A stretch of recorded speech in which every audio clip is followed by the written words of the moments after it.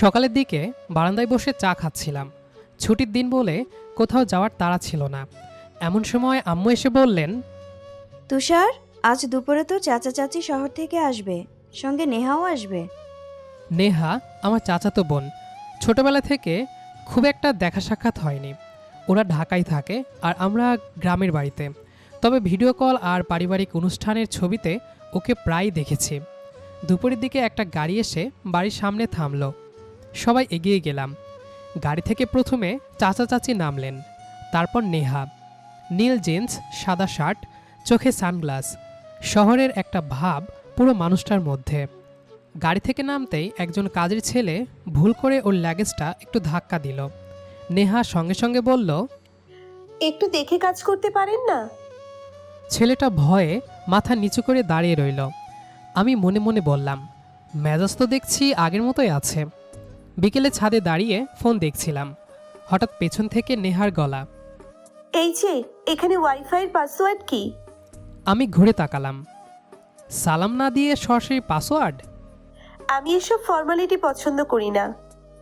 আমি আর কোনো কথা বাড়ালাম না, পাসওয়ার্ড বলে দিলাম। নেহা ফোনে কানেক্ট করতে করতে বলল, গ্রামের নেটওয়ার্ক এত স্লো কেন? কারণ এটা ঢাকা না। বোঝাই যাচ্ছে। বলেই চলে গেল।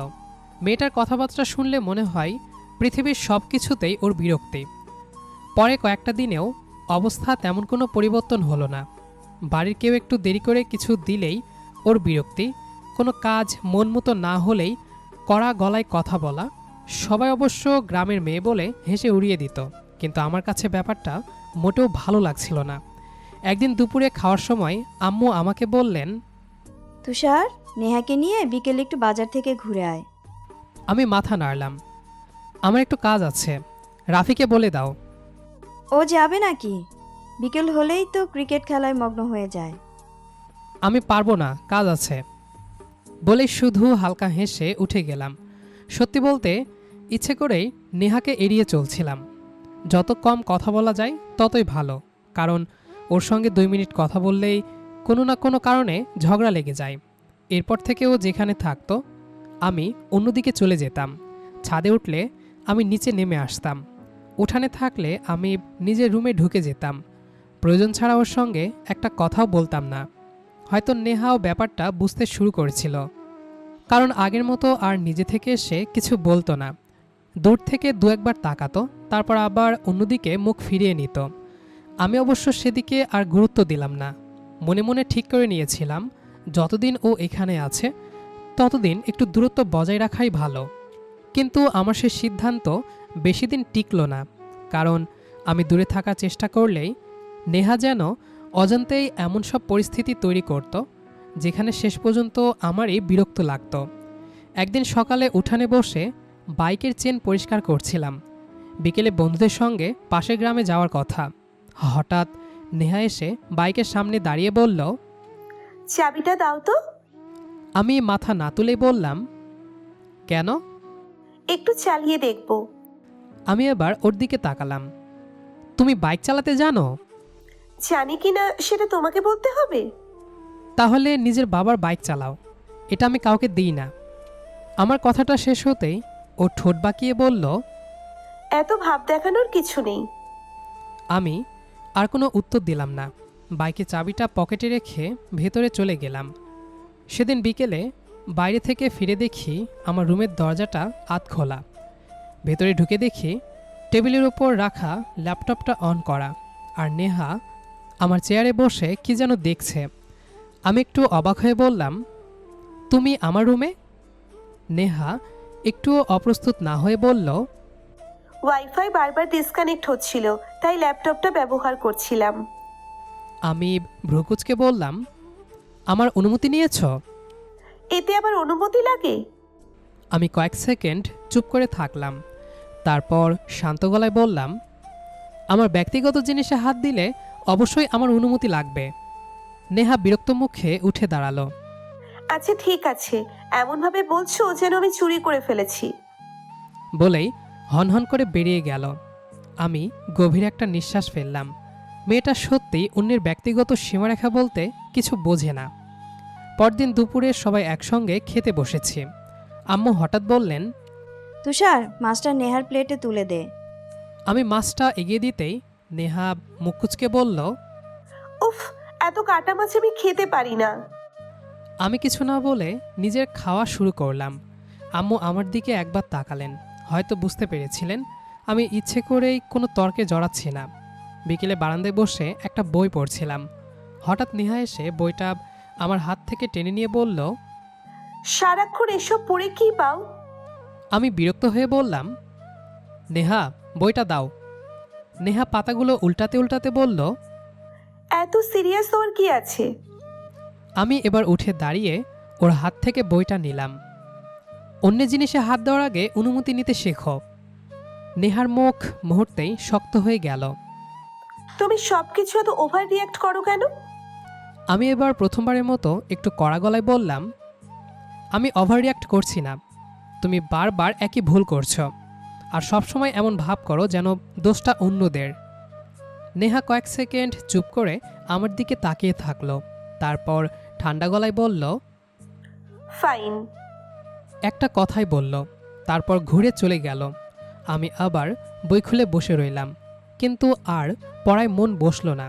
কারণ আমি বুঝে গিয়েছিলাম নেহাকে এড়িয়ে চলা যতটা সহজ ভেবেছিলাম, বাস্তবে ততটা নয়। ও নিজে না বুঝেই এমন সব কাজ করে যেগুলো ধীরে ধীরে আমার বিরক্তির সীমা ছাড়িয়ে যাচ্ছিল। এরপরের দুদিন আশ্চর্যজনকভাবে নেহা আমার সামনে খুব একটা আসেনি। আমিও স্বস্তি পেয়েছিলাম, মনে হচ্ছিল দূরত্বটা থাকাই ভালো। শুক্রবার সকালে বাড়িতে একটু অন্যরকম ব্যস্ততা। বিকেলে পাশের গ্রামের এক আত্মীয়ের বাড়িতে দাওয়াত ছিল। সবাই যার যার মতো প্রস্তুতি নিচ্ছিল। আমিও গোসল করে রেডি হয়ে নিজের রুমে ঢুকলাম। আলমারি খুলে দেখি আমার পছন্দের কালো রঙের শার্টটা নেই। প্রথমে ভেবেছিলাম হয়তো অন্য কোথাও রেখেছি। পুরো রুম তন্ন করে খুঁজেও পেলাম না। ঠিক তখনই বারান্দায় থেকে রাফির হাসির শব্দ ভেসে এলো। ভাইয়া, একবার বাইরে আসো তো। বাইরে গিয়ে দেখি নেহা আমার সেই শার্টটা পরে দাঁড়িয়ে আছে, হাতার বোতাম গুটিয়ে, গলায় সানগ্লাস ঝুলিয়ে সবার সামনে ছবি তুলছে। আমাকে দেখেই বলল, কেমন লাগছে? আমি কয়েক সেকেন্ড চুপ করে ওর দিকে তাকিয়ে রইলাম। তারপর ধীর গলায় বললাম, এটা আমার শার্ট। নেহা খুব স্বাভাবিকভাবেই বলল, জানি তো, তোমার আলমারি থেকে নিয়েছি। আমাকে একবার জিজ্ঞেস করার প্রয়োজন মনে হয়নি? একটা শার্ট নিতেও আবার অনুমতি লাগে? আমি এবার আর কিছু বললাম না, চুপচাপ রুমের দিকে হাঁটা দিলাম। পেছন থেকে শুনতে পেলাম নেহা বিরক্ত গলায় বলছে, আল্লাহ, মানুষটা এত রাগী কেন? আমি এবার আর নিজেকে সামলাতে পারলাম না, ঘুরে দাঁড়িয়ে বললাম, আমি রাগী না। তুমি শুধু একটা জিনিস বুঝতে চাও না, অন্যের জিনিস মানে অন্যের জিনিস, সেটা ছোট হোক বা বড়, অনুমতি ছাড়া নেওয়াটা ঠিক না। উঠানে মুহূর্তেই নীরবতা নেমে এলো। চাচা চাচি আম্মু সবাই আমাদের দিকে তাকিয়ে। নেহার মুখটা একটু শক্ত হয়ে গেল, কিন্তু ও নিজের ভুল স্বীকার করার বদলে বলল, আচ্ছা, এত বড় ইস্যু বানানোর কি আছে? আমি হেসে ফেললাম, তবে সে হাসিতে বিরক্তি ছিল। তোমার কাছে হয়তো কিছু ইস্যু না, কিন্তু আমার কাছে সম্মান আর ব্যক্তিগত সীমারেখা খুব বড় বিষয়। এটুকু বলেই আমি ঘুরে চলে গেলাম। সেদিন সন্ধ্যায় দাওয়াতে যাওয়ার পুরো সময়টাতেই আমাদের মধ্যে একটা কথাও হয়নি। আত্মীয়রা সবাই একসঙ্গে গল্প করছে, হাসছে, আর আমি উঠানের এক কোণে চেয়ার নিয়ে বসেছিলাম। ঠিক তখনই নেহা কয়েকজন কাজিনকে নিয়ে উঠানে এলো। জিন্স আর ঢিলেঢালা শার্ট পরেই ছিল। সবাই মিলে ছবি তুলছে, ভিডিও করছে, হাসাহাসি করছে। আমি একবার তাকিয়ে আবার চোখ ফিরিয়ে নিলাম। পাশে বসা রাফি হালকা ধাক্কা দিয়ে বলল, কিরে, এত চুপচাপ কেন? আমি হালকা হেসে বললাম, এমনি। রাফি বুঝতে পারছিল ব্যাপারটা শুধু এমনি না। কিছুক্ষণ পরে আবার বলল, নেহার সঙ্গে কি ঝগড়া হয়েছে? আমি একটু চুপ থেকে বললাম, ঝগড়া না, মানুষটার স্বভাবটাই আমার সঙ্গে যায় না। রাফিব ভ্রু তুলে বলল, কি এমন সমস্যা? আমি ধীরে ধীরে বললাম, কারো পোশাক নিয়ে আমি কাউকে কিছু বলি না, সেটা যার যার ব্যক্তিগত সিদ্ধান্ত। কিন্তু আমার নিজের একটা পছন্দ আছে। ছোটবেলা থেকেই মেয়েদের শাড়ি, সালোয়ার কামিজ বা থ্রি পিসের মতো পরিপাটি আর শালীন পোশাক ভালো লাগে। নেহা যেভাবে চলাফেরা করে, যেভাবে নিজেকে উপস্থাপন করে, সেটা আমার ব্যক্তিগত রুচির সঙ্গে একদম মেলে না। রাফিব মাথা নেড়ে বলল, তাই বলে মানুষ খারাপ হয়ে যায় নাকি? আমি দীর্ঘশ্বাস ফেললাম। না, আমি সেটা বলছি না। পোশাক দিয়ে মানুষকে বিচার করি না, কিন্তু একটা মানুষকে ভালো লাগা বা না লাগার পেছনে তো ব্যক্তিগত রুচিও কাজ করে। আমার কাছে ওর আচরণও ভালো লাগে না, আবার ওর স্টাইলও আমার পছন্দ না। সব মিলেই দূরে থাকি। রাফি আর কিছু বলল না। আমি আবার দূরে তাকিয়ে রইলাম।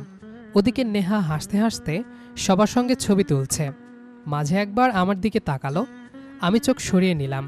মনে মনে ভাবলাম, আমাদের দুজনের চিন্তাধারা, ব্যবহার, জীবনযাপন সব কিছুই আলাদা। এমন একজন মানুষের সঙ্গে অযথা কাছাকাছি হওয়ার কোনো মানেই হয় না।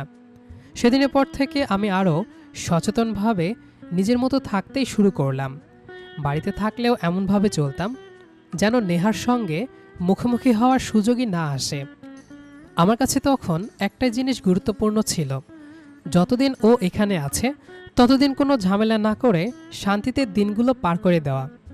আমি তখনও বুঝতে পারিনি ভাগ্য আমাদের দুজনকে এমন এক মোড়ে এনে দাঁড় করাবে যেখান থেকে আর আগের মতো স্বাভাবিক থাকা সম্ভব হবে না। এর দুদিন পরের ঘটনা। রাতের খাবার শেষ করে সবাই ড্রয়িং রুমে বসে গল্প করছিল।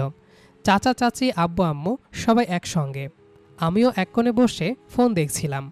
নেহা একটু দূরে সোফায় চুপচাপ বসেছিল। আজ আশ্চর্যজনকভাবে ওর মধ্যে সেই আগের চঞ্চলতাও ছিল না। হঠাৎ আম্মু হেসে বললেন, একটা কথা বলি, রাগ করবে না কিন্তু। চাচি হেসে বললেন, আগে বলো তো। আম্মু একবার আমার দিকে একবার নেহার দিকে তাকিয়ে বললেন, আমার তো মনে হয় তুষার আর নেহার বিয়েটা হলে মন্দ হয় না। কথাটা শুনে আমি ফোন থেকে চোখ তুলে তাকালাম। ঘরের সবাই যেন একসঙ্গে চুপ হয়ে গেল। তারপর আব্বু হালকা হেসে বললেন, আসলে আমিও কয়েকদিন ধরে একই কথা ভাবছিলাম। চাচা বললেন, আমাদের কোনো আপত্তি নেই, বরং নিজেদের মাঝে সম্পর্ক থাকলে খারাপ কি? আমি অবাক হয়ে একবার সবার দিকে তাকালাম। এরপর চোখ গেল নেহার দিকে। ও মাথা নিচু করে বসে আছে, মুখে কোনো কথা নেই, কিন্তু ওর ঠোঁটের কোণে অদ্ভুত একটা লাজুক হাসি ফুটে উঠেছিল। সেই মুহূর্তে আমার বুঝতে বাকি রইল না, নেহারও হয়তো এই প্রস্তাবে আপত্তি নেই। হয়তো মনে মনে ও রাজি, কিন্তু আমি একদমই প্রস্তুত ছিলাম না। আম্মু আমার দিকে তাকিয়ে বললেন, কিরে তুষার, তোর কি মত? আমি কোনো ঘুরিয়ে পেঁচিয়ে কথা বললাম না। আমি রাজি না। আমার কথা শুনে ঘরের পরিবেশ মুহূর্তেই বদলে গেল। আম্মু অবাক হয়ে বললেন, কেন? আমি শান্ত গলায় বললাম, কারণ আমি এই বিয়ে করতে চাই না। আব্বু এবার একটু গম্ভীর হয়ে বললেন, কারণটা বল। আমি কয়েক সেকেন্ড চুপ থেকে বললাম, নেহার সঙ্গে আমার চিন্তাভাবনা, ব্যবহার, জীবনযাপন কোনো কিছুই মেলে না। মানুষ হিসেবে ও খারাপ সেটা আমি বলছি না, কিন্তু ওর আচার আচরণ আমার সঙ্গে যায় না। আমরা দুইজন দুই রকম মানুষ।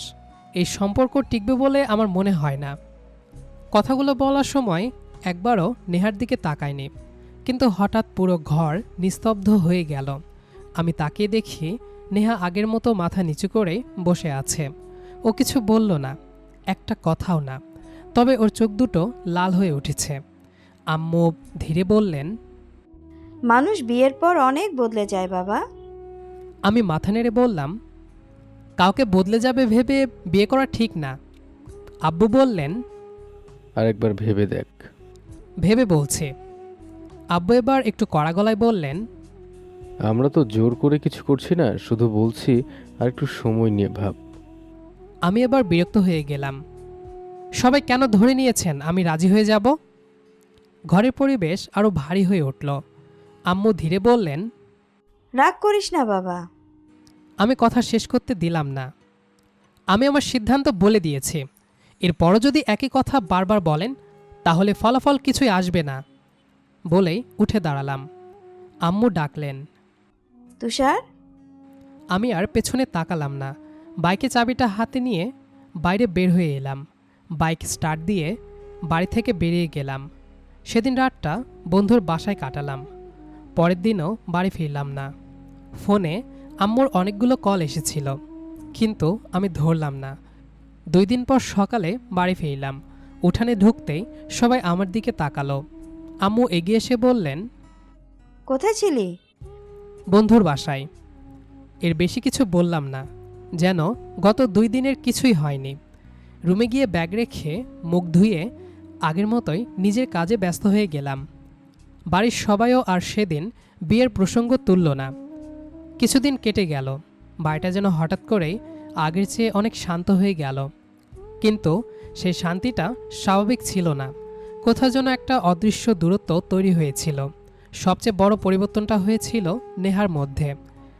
আগের সেই জোরে কথা বলা, ছোট ছোট বিষয়ে বিরক্ত হওয়া, সবাইকে নির্দেশ দেওয়া, সব যেন ধীরে ধীরে হারিয়ে যেতে লাগলো। প্রথম প্রথম আমি ভেবেছিলাম হয়তো 2-1 দিনের জন্য, কিন্তু না, দিন যত যাচ্ছিল নেহার পরিবর্তনটা ততই স্পষ্ট হচ্ছিল। সকালে ঘুম থেকে উঠে দেখি আম্মুর সঙ্গে রান্নাঘরে কাজ করছে। যে মেয়েটা কয়েকদিন আগেও 1 গ্লাস পানি নিজে নিয়ে খেতে চাইতো না, সে আজ চুপচাপ সবজি কাটছে। আম্মু অবাক হয়ে বললেন, তোর তো এসব করার অভ্যেস নেই মা। নেহা শুধু হালকা হেসে বলল, অভ্যেস না থাকলে শিখে নিতে হয় মামুনি। আমি রান্নাঘরের সামনে দিয়ে যাচ্ছিলাম। কথাটা শুনে একবার তাকালাম। নেহা আমার দিকে তাকালো না, আগের মতো কোনো মন্তব্যও করল না। আমি চুপচাপ বেরিয়ে গেলাম। সেদিন বিকেলে বারান্দায় বসে বই পড়ছিলাম। হঠাৎ দেখি নেহা ধীরে ধীরে আমার দিকে এগিয়ে এলো। আমি ভেবেছিলাম আবার হয়তো কোনো কারণে বিরক্ত করবে, কিন্তু ও আমার সামনে এসে দাঁড়িয়ে নিচু গলায় বলল, একটা কথা বলবো? আমি বই বন্ধ করলাম। বলো। নেহা কিছুক্ষণ চুপ থেকে বলল, সেদিন তোমার রুমে অনুমতি ছাড়া ঢোকা, তোমার জিনিসে হাত দেওয়া আমার ঠিক হয়নি। আমি ভুল করেছি, পারলে ক্ষমার চোখে দেখিও। আমি কিছু বললাম না। এই প্রথম মেয়েটাকে নিজের ভুলের জন্য ক্ষমা চাইতে দেখলাম। আমি শুধু বললাম, ঠিক আছে। এর বেশি কিছু বললাম না। ও আর দাঁড়ালো না, চুপচাপ চলে গেল। আরেকদিন বিকেলে বাড়ি থেকে ফিরে দেখি বাইকটা ধুলোয় ভরে গেছে। আমি পানি আনতে গিয়েছিলাম। ফিরে এসে দেখি নেহা একটা কাপড় দিয়ে বাইকের সিটটা মুছে দিচ্ছে। আমাকে দেখে একটু অপ্রস্তুত হয়ে গেল। আমি বললাম, কি করছো? নেহা হালকা হেসে বলল, ধুলো ছিল, তাই পরিষ্কার করে দিলাম। আমি আর কিছু বললাম না, কিন্তু অদ্ভুতভাবে সেদিন আর বিরক্ত লাগলো না। এরপর কয়েকদিনের মধ্যে আরও একটা পরিবর্তন চোখে পড়ল নেহার পোশাকেও। কেউ ওকে কিছু বলেনি, তবুও মাঝে মাঝে দেখি ও 3 পিস পরে উঠানে হাঁটছে, কখনো সালোয়ার কামিজ।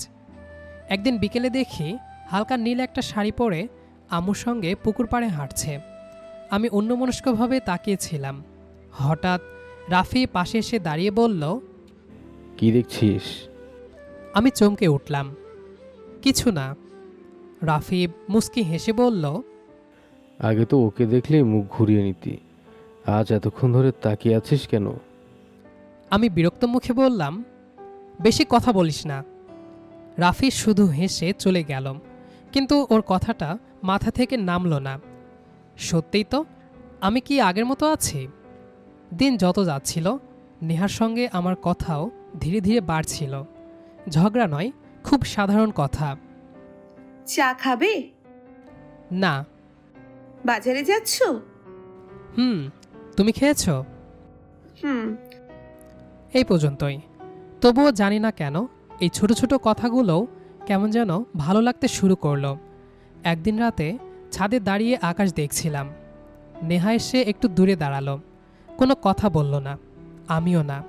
কয়েক মিনিট পর ও শুধু বলল, গ্রামের আকাশটা সত্যিই খুব সুন্দর। আমি না চাইতেও হেসে ফেললাম। এটা তো অনেক আগেই বলেছিলাম। নেহাও মুস্কি হাসল। ওর সে শান্ত হাসিটা দেখে অদ্ভুত একটা অনুভূতি হলো। আমি দ্রুত অন্যদিকে তাকালাম, নিজেকে বোঝানোর চেষ্টা করলাম, না, এসব নিয়ে ভাবার কিছু নেই। কিন্তু যতই নিজেকে বোঝাতে চাচ্ছিলাম ততই বুঝতে পারছিলাম মেয়েটা আর আগের সেই নেহা নেই। আর সবচেয়ে ভয়ঙ্কর ব্যাপারটা হলো আমি নিজেও আর আগের সেই তুষারটা নেই। কখন যে ওর পরিবর্তনগুলো অজান্তেই আমার ভালো লাগতে শুরু করেছে কখন যে ওকে না দেখলে বাড়িটা ফাঁকা ফাঁকা লাগে আর কখন যে না চাইতেও মেয়েটার প্রেমে ধীরে ধীরে পড়ে যাচ্ছি সেটা আমি নিজেও বুঝতে পারিনি। কয়েকটা সপ্তাহ কেটে গেল। এরই মধ্যে চাচা চাচিও শহরে ফিরে যাওয়ার প্রস্তুতি নিতে শুরু করলেন।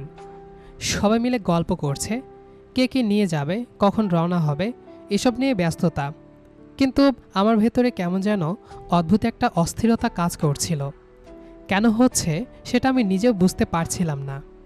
আগে তো আমি নিজেই চাইতাম নেহা যত তাড়াতাড়ি সম্ভব চলে যাক, অথচ এখন মনে হচ্ছে সময়টা যেন একটু থেমে যাক। একদিন বিকেলে উঠানে বসেছিলাম। বারান্দায় আম্মু, চাচা আর চাচি কথা বলছিলেন। আমি দূরে বসে মোবাইল দেখছিলাম। হঠাৎ চাচির একটা কথা কানে এলো। চাচি দীর্ঘ শ্বাস ফেলে বললেন, নেহার সব কাগজপত্র প্রায় রেডি, আর কয়েক মাসের মধ্যেই বিদেশে চলে যাবে। আমার হাত থেমে গেল। আমি ধীরে ধীরে মাথা তুলে তাকালাম। বিদেশি? চাচা মাথা নেড়ে বললেন, হ্যাঁ, মাস্টার্সের জন্য অনেক দিন ধরেই ইচ্ছে ছিল ওর। আমরা ভাবছিলাম যদি বিয়ের ব্যাপারটা হয়ে যায় তাহলে আর বাইরে পাঠাবো না, কিন্তু এখন যেহেতু সেসবের কোনো সম্ভাবনা নেই, তাই ওর সিদ্ধান্তেই রাজি হয়ে গেছি। আম্মু একটু চুপ করে রইলেন। নেহা নিজেই যেতে চেয়েছে? হ্যাঁ, বলেছে এখন নিজের স্বপ্নটা পূরণ করতে চায়। আমি আর এক মুহূর্ত সেখানে বসে থাকতে পারলাম না। চুপচাপ উঠে নিজের রুমে চলে এলাম। দরজা বন্ধ করে বিছানায় বসে রইলাম। বিদেশ মানে সত্যিই চলে যাবে? হয়তো বছরের পর বছর আর দেখা হবে না, হয়তো অন্য একটা দেশে নিজের নতুন জীবন শুরু করবে, হয়তো একদিন অন্য কাউকে বিয়ে করে ফেলবে। কথাগুলো মাথায় আসতেই বুকের ভেতরটা হঠাৎ করেই ভারী হয়ে উঠল। আমি নিজের মাথায় হাত বুলিয়ে বললাম, এত কষ্ট হচ্ছে কেন? তুই তো নিজেই ওকে ফিরিয়ে দিয়েছিলি। নিজেকেই উত্তর দিলাম, হ্যাঁ, কিন্তু তখনকার নেহা আর এখনকার নেহা এক মানুষ না। সেই রাতে আমার আর ঘুম হলো না। বারবার মনে পড়ছিল ওর ছোট ছোট পরিবর্তনগুলো। যতই ভুলতে চাইছিলাম ততই সব কিছু স্পষ্ট হয়ে উঠছিল। পরদিন সকালে দেখি নেহাব উঠানে বসে একটা ফাইল গুছাচ্ছে। পাসপোর্ট, কাগজপত্র, কিছু সার্টিফিকেট। আমি দূর থেকে কয়েক সেকেন্ড তাকিয়ে থাকলাম। ও মাথা তুলে আমাকে দেখে শুধু হালকা একটা হাসি দিল। আগের মতো দুষ্টুমি নেই, আগের মতো জোরে কথা নেই। আমি কিছু বলতে গিয়েও পারলাম না, চুপচাপ চলে এলাম। এরপরে কয়েকদিন আমি নিজেকেই বোঝানোর চেষ্টা করলাম, চলে যাক, এটাই তো ভালো। সবাই নিজের জীবন নিয়ে ব্যস্ত হয়, তুইও হয়ে যাবি। কিন্তু যতই বোঝাই, ভেতর থেকে একটা কথাই বারবার ফিরে আসছিল, যদি সত্যিই চলে যাই? সেই প্রশ্নটার কোনো উত্তর আমার কাছে ছিল না। অবশেষে যাওয়ার আগের দিন সকালে পুরো বাড়িতে আবার ব্যস্ততা। ব্যাগ গোছানো হচ্ছে। চাচা গাড়ির ড্রাইভারের সঙ্গে কথা বলছেন। চাচি বারবার কিছু না কিছু গুছিয়ে রাখছেন। আম্মুর মুখেও কেমন যেন মন খারাপের ছাপ। নেহা সবার সঙ্গে স্বাভাবিকভাবেই কথা বলছিল, শুধু আমার সঙ্গে না। আমিও দূরে দাঁড়িয়ে সব দেখছিলাম।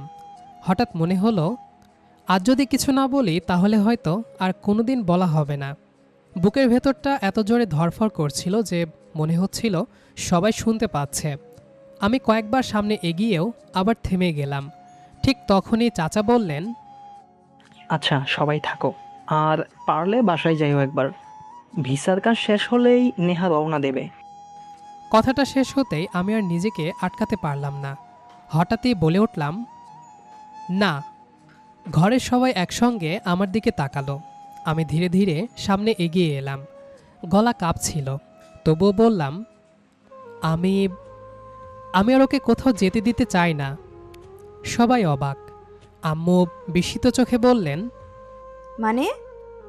আমি এবার নেহার দিকে তাকালাম। ও স্থির হয়ে দাঁড়িয়ে আছে। আমি ধীরে ধীরে বললাম, আমি ভুল করেছি। ঘরের ভেতর পিনপতন নীরবতা। যেদিন বলেছিলাম ওর সঙ্গে আমার কিছুই মেলে না, সেদিন আমি শুধু ওর পুরনো দিকটাই দেখেছিলাম। আমি একটু থামলাম, এরপর বললাম, কিন্তু আমি বুঝতেই পারিনি মানুষ বদলাতে পারে, আর সেই বদলে যাওয়া মানুষকেই কখন যে ভালোবেসে ফেলেছি সেটা আমি নিজেও জানি না। আমার গলা ভারী হয়ে এলো। আমি সত্যিই নেহাকে ভালোবাসি। কথাটা বলেই মাথা নিচু করে ফেললাম। ঘরের সবাই যেন বিশ্বাসই করতে পারছিল না। সবচেয়ে বেশি অবাক হয়েছিল নেহা। ওর চোখ দুটো বড় হয়ে গেছে, মনে হচ্ছিল ও কোনোভাবেই এটা আশা করেনি। আমি ধীরে ধীরে ওর সামনে গিয়ে দাঁড়ালাম। কয়েক সেকেন্ড শুধু দুজন দুজনের দিকে তাকিয়ে রইলাম। তারপর নিচু গলায় বললাম, আমি জানি তোমাকে অনেক কষ্ট দিয়েছি, যদি পারো তাহলে আমাকে আরেকটা সুযোগ দিও। নেহা কিছু বলল না। চোখের কোণে জমে থাকা জল নীরবে গড়িয়ে পড়ল। আমি মৃদু হেসে বললাম, নেহা, তুমি কি আমাকে বিয়ে করবে? কয়েক মুহূর্ত কোনো উত্তর এলো না। তারপর নেহা চোখের জল মুছে খুব আস্তে মাথা নিচু করল। ওর ঠোঁটে ছোট্ট একটা হাসি ফুটে উঠল। চাচি হেসে বললেন, মনে হয় এই উত্তরটাই আমরা সব বুঝে গেছি। ঘরের ভারী পরিবেশটা এক মুহূর্তেই বদলে গেল। আম্মু এগিয়ে এসে আমার মাথায় হাত রাখলেন। এতদিন পরে হলেও নিজের মনের কথাটা বলতে পেরেছিস। আব্বুও মুস্কি হেসে বললেন। তাহলে এবার আনুষ্ঠানিকভাবেই সব হবে। চাচা হেসে বললেন, বিদেশে যাবে ঠিকই, কিন্তু এবার এখানা। আগে বিয়েটা হোক, তারপর দুজনে মিলে ভবিষ্যতের সিদ্ধান্ত নেবে। নেহা লজ্জায় মাথা নিচু করে ফেলল। আমি প্রথমবারের মতো ওর দিকে তাকিয়ে নিশ্চিন্ত একটা হাসি দিলাম। মনে হচ্ছিল এতদিনের সব ভুল বোঝাবুঝি, অভিমান আর দূরত্বের শেষটা অবশেষে একটা সুন্দর শুরু হয়ে গেল। এরপর দুই পরিবারের সম্মতিতেই খুব ঘরোয়া পরিবেশে আমাদের বিয়ের আয়োজন হলো। যে উঠানে একদিন আমরা তর্কে জড়িয়ে দাঁড়িয়েছিলাম, সেই একই উঠান আজ ফুলের সাজে ভরে উঠেছে। একসময় যে মেয়েটাকে আমি এড়িয়ে চলতাম, সে মেয়েটাই আজ লাল শাড়িতে আমার পাশে বসে আছে। কাজী সাহেব কবুল বলতে বলতেই একবার ওর দিকে তাকালাম। নেহাও তাকালো। চোখে চোখ পড়তেই দুজনেই অজান্তেই হেসে ফেললাম। রাত অনেকটা নেমে এসেছে। বাড়ির উঠানে সারাদিনের কোলাহল ধীরে ধীরে থেমে গেছে। আত্মীয় স্বজনের হাসির শব্দও এখন আর তেমন শোনা যাচ্ছে না। চারিদিকে এক ধরনের শান্ত নীরবতা। সব আনুষ্ঠানিকতা শেষ হওয়ার পর আমি ধীরে ধীরে ঘরের দিকে এগোলাম। দরজার সামনে কয়েক সেকেন্ড থেমে রইলাম। তারপর আলতো করে দরজা খুললাম। ঘরের ভেতরটা খুব সুন্দর করে সাজানো, সাদা আর লাল ফুলের হালকা সাজ, নরম আলো আর চারিদিকে মিষ্টি একটা সুগন্ধ। খাটের একপাশে মাথা নিচু করে বসে আছে নেহা। লাল শাড়ি, কপালে ছোট্ট টিপ, হাতে চড়ি। সারাদিনের চঞ্চল মেয়েটাকে আজ একদম অন্যরকম লাগছিল। আমি ধীরে ধীরে গিয়ে কিছুটা দূরে বসে পড়লাম। কয়েক মুহূর্ত কেউই কোনো কথা বললাম না। নীরবতাটা ভাঙতে আমি হালকা হেসে বললাম, আজকে কিন্তু তুমি অস্বাভাবিক রকম চুপচাপ। নেহা মাথা নিচু রেখেই বলল, সবসময় কি শুধু আমিই কথা বলবো? আমি হেসে ফেললাম, না, তবে তোমাকে এত শান্ত আগে কখনো দেখিনি। নেহা এবারও কিছু বলল না, শুধু ঠোঁটের কোণে ছোট্ট একটা হাসি ফুটে উঠল। আমি একটু সাহস নিয়ে বললাম, একটা কথা বলবো? নেহা আস্তে করে মাথা নাড়ল। প্রথম দিন যখন তোমাকে দেখেছিলাম, সত্যি বলতে খুব বিরক্ত হয়েছিলাম। নেহা এবার মুখ তুলে তাকালো। আমি আবার বললাম, আর আজ মনে হচ্ছে সেদিন যদি তোমাকে ভুল বুঝতাম না, তাহলে হয়তো এতগুলো দিন নষ্ট হতো না। নেহা ধীরে ধীরে বলল, শুধু তুমি না, আমিও অনেক ভুল করেছি। আমি অবাক হয়ে তাকালাম। নেহা মৃদু হেসে বলল, আমি ইচ্ছে করেই তোমাকে রাগাতাম, ভাবতাম তোমাকে বিরক্ত করতে মজাই লাগে। পরে যখন তুমি সত্যিই আমাকে অপছন্দ করতে শুরু করলে, তখন বুঝেছিলাম বিষয়টি অনেক দূর চলে গেছে। আমি দীর্ঘ শ্বাস ফেলে বললাম, আমিও খুব কষ্ট দিয়েছি তোমাকে। নেহা মাথা নেড়ে শান্ত গলায় বলল, যদি কষ্ট না পেতাম তাহলে হয়তো তোমার মুখে আজকের কথাগুলো শুনতে পেতাম না। ঘরের ভেতর আবার কিছুক্ষণ নীরবতা নেমে এলো। আমি ধীরে ধীরে বললাম, তাহলে আজ থেকে নতুন করে শুরু করি। নেহা এবার লাজুক হাসি দিয়ে মাথা নাড়ল। আমি ধীরে ধীরে ওর দিকে হাত বাড়িয়ে দিলাম। নেহা কয়েক সেকেন্ড আমার হাতের দিকে তাকিয়ে রইল। তারপর লাজুক হাসি নিয়ে নিজের হাতটা আমার হাতে রাখল। আমি আলতো করে ওর হাতটা ধরলাম। নেহা ফিসফিস করে বলল, আর কখনো দূরে সরিয়ে দেবে না তো? আমি চোখের দিকে তাকিয়ে উত্তর দিলাম, না, এবার থেকে যাই হোক সব কথা আমরা একে অপরকে বলবো, অভিমান জমতে দেব না। নেহা খুব আস্তে করে মাথা নাড়ল। মুহূর্তটা যেন থেমে গেল। আমি ধীরে ধীরে ওর আরও একটু কাছে এগিয়ে এলাম। নেহা লজ্জায় চোখ নামিয়ে ফেলল, তবে আর সরে গেল না। আমি নরম গলায় বললাম, একটা জড়িয়ে ধরা যাবে? নেহা কোনো কথা বলল না, শুধু লাজুক হাসি নিয়ে খুব আস্তে মাথা নেড়ে সম্মতি জানালো। আমি আলতো করে ওকে নিজের কাছে টেনে নিলাম। নেহাও ধীরে ধীরে মাথাটা আমার কাঁধে রেখে চোখ বন্ধ করে রইল।